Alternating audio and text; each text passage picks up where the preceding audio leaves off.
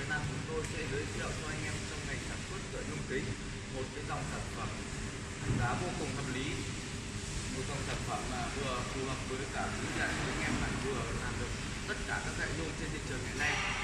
Có thể là các hệ nhôm mỏng như nhôm cỏ, các hệ nhôm dày hơn một chút như là PMA, rồi các hệ nhôm dày như Sigma, Quảng Đông 2D2 và các hệ nhôm thành vật chất đều có thể cắt được.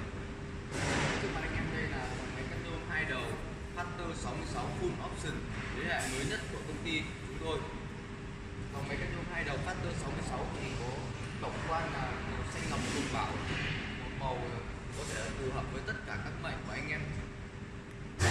Và dòng máy cắt nhôm hai đầu Factor 66 thì được làm theo khuôn mẫu của máy cắt nhôm hai đầu 08 với thiết kế là khung bệ máy rất là to và hệ thống là dây trục thì đều là được chắc chắn. Hệ thống motor thì 1,5 kW một đầu máy và hai đầu máy là 3 kW. Và hệ thống lưỡi cắt là hệ thống lưỡi có đường kính là 420, là cải tiến hơn so với các dòng 05 trên thị trường hiện nay, và mang thương hiệu của Wagen, công nghệ của Nhật Bản, đảm bảo độ chắc chắn và độ ổn định rất là cao. Tiếp đến đây tôi sẽ giới thiệu chi tiết về cái dòng sản phẩm máy cắt nhôm hai đầu Factor 66 full option cho anh em xem. Ở mặt trước của máy thì gồm hai đầu máy và được tích hợp ở đầu máy số 1 là hệ thống máng trượt DC. Khi mà anh em cắt DC nhỏ mỏng thì tự động là DC có thể trượt xuống mà không cần đảm bảo cái độ an toàn nó cao, không lo bị hút nhôm về lưỡi. Và đều được tích hợp là hai mặt thép được nặt CNC, đảm bảo cái độ cân bằng rất là cao, đảm bảo cái độ chính xác là tuyệt đối luôn. Ở hai đầu máy thì đều được tích hợp thêm là hệ thống đưa lưỡi ra rất là nhỏ, đảm bảo cái độ biêng nó không có này. Đấy. Và dòng máy cắt nhôm hai đầu Factor 66 của chúng tôi thì đều được tích hợp là một kính lúp và một cái đèn LED để soi sáng khi mà anh em làm trời tối hoặc là tăng ca hoặc là làm về mùa đông thì hệ thống là hệ thống đèn LED này có thể là soi sáng cho anh em, làm rất là thuận tiện luôn.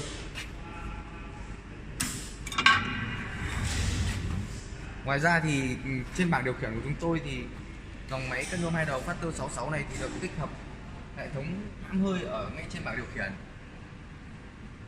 rất là thuận tiện cho anh em di chuyển đến mối độ nhôm mình cần cắt thì anh em chỉ cần ấn hãm hơi trên bảng điều khiển, tự động đầu máy số 2 này không di chuyển được nữa, đảm bảo cái độ chính xác nó rất là cao. Và thước của chúng tôi thì đều được nẹp nhôm 100% và được khắc CNC, đảm bảo về lâu về dài là sẽ không bị han rỉ hay là không bị mờ thước. Đấy. Ngoài ra ở đầu máy số 2 chúng tôi tích hợp thêm là một cái giá đỡ nhôm chính. Ba con nành đều rất là to anh ạ, còn hai con nành phụ để khi mà anh em đặt cây nhôm dài 6 mét thì sẽ không bị lật. Ngoài ra còn một giá đỡ nhôm phụ nữa. Dòng máy cắt nhôm hai đầu Factor 66 của chúng tôi thì thân bệ máy rất là to như 08 luôn, rất là nhìn anh em rất là chắc chắn, nhìn rất là đầm máy, mà giá thành lại rẻ hơn dòng 08 rất là nhiều. Anh em nào mà chưa có kinh tế để đầu tư các dòng 08, 09 thì đầu tư cái dòng máy cắt nhôm hai đầu Factor 66 này là rất là ok này. Và hệ thống chụp của máy cắt nhôm hai đầu Factor 66 thì được bổ từ trên xuống, che luôn cả một cái phần đầu máy luôn, đảm bảo cái độ an toàn nó cao, không lo bị văng nhôm, không lo bị tránh cái sự nguy hiểm của anh em. Dòng máy cắt nhôm hai đầu Factor 66 thì được chuyển góc hoàn toàn bằng piston rất là to ở dưới đây anh em. Đấy. Và chuyển qua hệ thống hình bán nguyệt nhưng mà không có bánh răng anh em nhé. đảm bảo cái độ an toàn trơn tru rất là cao, không lo bị kẹt nhôm như kiểu các dòng máy 08 đời cũ ở trên thị trường là vẫn còn đánh răng. Đấy. Và hệ thống piston của chúng tôi thì đều được đúc 100% luôn, đảm bảo cái độ ổn định rất là cao, cái độ ổn định và độ chắc chắn. Đây là piston dầu và đây là piston khí. Piston dầu thì sẽ hỗ trợ piston khí để đẩy cái lưỡi ra là sẽ không bị rung bị giật, đảm bảo chính xác 100%. Và hệ thống can đựng dầu cũng được cải tiến là 2 màng lọc, tránh cái bụi bẩn và mạt nhôm là có thể bay vào can đựng dầu, đảm bảo cái độ tuổi thọ của lưỡi sẽ được tăng cao hơn. Piston đẩy chuột thì nằm ở đây. Ở hai đầu máy thì đều tích hợp là 2 phun dầu làm mát thông minh, anh em có thể chỉnh được cho to cho nhỏ để đảm bảo là anh em tiết kiệm được dầu làm mát.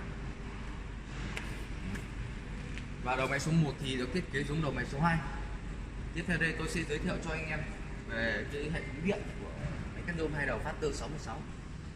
Hệ thống điện của chúng tôi thì gồm một con chống đảo pha và một con áp tổng, một cầu chì và hệ thống cục khởi. Và hệ thống điện của chúng tôi thì cũng được đánh số hoàn toàn 100%, rất dễ dàng là thay thế khi anh em bị hỏng hóc một cái vấn đề gì đấy. Dưới đây thì là hệ thống hơi và hệ thống van điện tử. Trên đây là đèn báo. Vừa rồi thì tôi đã giới thiệu về cái tổng quan của máy cắt nhôm 2 đầu Factor 66. Và ngay sau đây tôi sẽ cắt tủ nhôm Sigma Hoàng Đông dày 22 cho anh em được xem.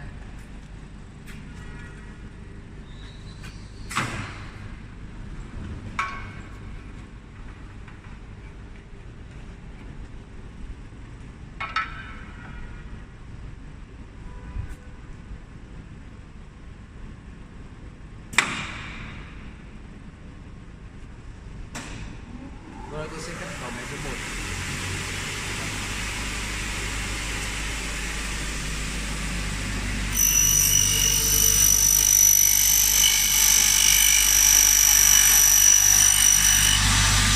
Tiếng motor rất là êm anh em ạ.